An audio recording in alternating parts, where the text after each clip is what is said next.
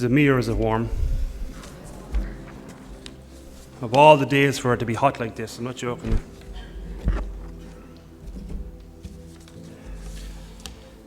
But I was packing up the other day across the road there, and I actually came across a bunch of childhood photographs that actually I'd forgotten I had in the house. I didn't realize I brought them with me to Tala. And most of them were just, back in the early 90s, mid-90s, going around the west of Ireland with my cousins and mum and dad and all that.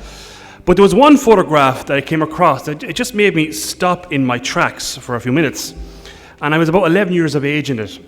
And it happened to be my confirmation day. And of course, who was the bishop? Eamon Walsh, standing beside me. And of course, I was standing there as if butter wouldn't melt in my mouth. But absolutely, I guarantee you, butter does melt in my mouth. But, folks, never would I have ever believed I would be one day working alongside that bishop as a priest. In Dublin, let alone in Tala or anywhere else. Quite extraordinary. And that image came to my head when I was contemplating on the gospel here this afternoon. The feast day of Peter and Paul, which reminds us, of course, of the great gift that Christ has given us all, his church, of what's called Apostolic Succession. Friends, this is quite important because it invites us all to just reflect a bit more deeply on what it means to be part of a church that's not just spiritual, but it is apostolic in its origin. It's divinely instituted upon the rock, which St. Peter proclaims in our gospel today. We're all living in a world that's caught up with what's called relativism, where we're bombarded with messages like, there's no such thing as truth. There's no such thing as right or wrong. You make up your own truth whenever you want to. Do whatever you feel. That's constantly bombarded at us, and it hasn't brought us to a very good place in society. Most people now, because of this, we can't have conversations on important matters without getting hot and bothered or triggered about something. As a result, our culture, unfortunately, is quite divided, both politically and, unfortunately, racially.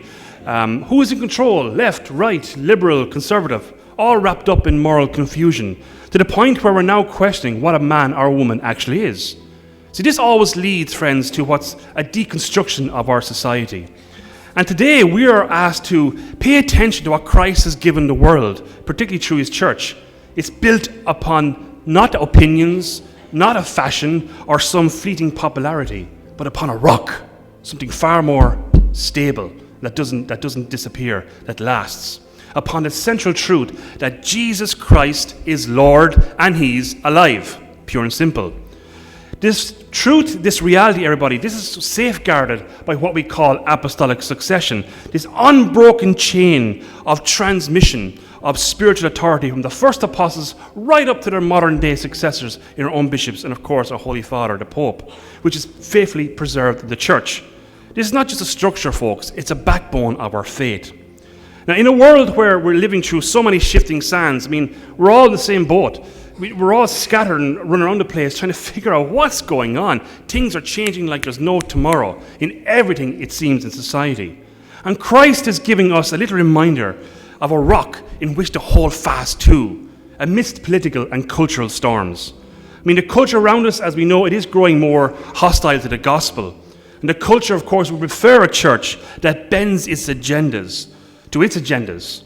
And even many in our own church, priests and laity alike, constantly discard the successors of the apostles to do their own thing, my own interpretation. I know what's right, they don't. It's a church built on sand, if we're not careful. And today, Jesus reminds us that Peter and his successors, they're the rock upon which he has built the church. The anchor, friends, which we do need in every age, so we're not swept up with whatever cultural fad or novelty comes along. So we're not thrown off the path of union to God, pure simple. You see, when a society or a church, friends, builds its house in sand, in ever-changing social theories, man-made philosophies, you name it, collapse is inevitable. But the Catholic Church, friends, it stands because it is not a human invention. We read in our gospel, Jesus says, Peter, I'm going to pray for you that you will not lose your faith so you can help the others not to lose theirs. The world, the underworld, hell, will not hold out against the church. That is some promise of Christ. I am with you all till the end. So friends, look, as I leave Tala this weekend in the coming days, I plead with the voice of St. Peter and Paul that all of us, you all stand on the rock of faith which has been gifted to you and me. to be gentle in love, firm in your faith.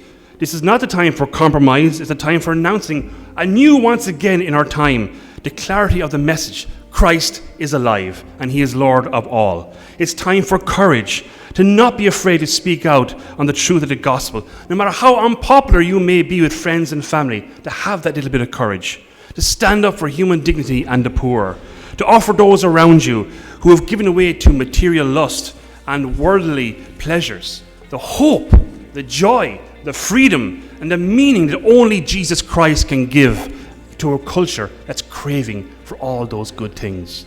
So friends, let's not drift with the tides of times, but stand together in communion with Peter and give God thanks there for our good bishops who must bear a crown of thorns on a daily basis, those who stood firm to safeguard the faith. So we can say, like St. Paul in our second letter today, when the time comes for you and me to enter eternal life, I have fought the good fight, I have finished the race, and I've kept the faith.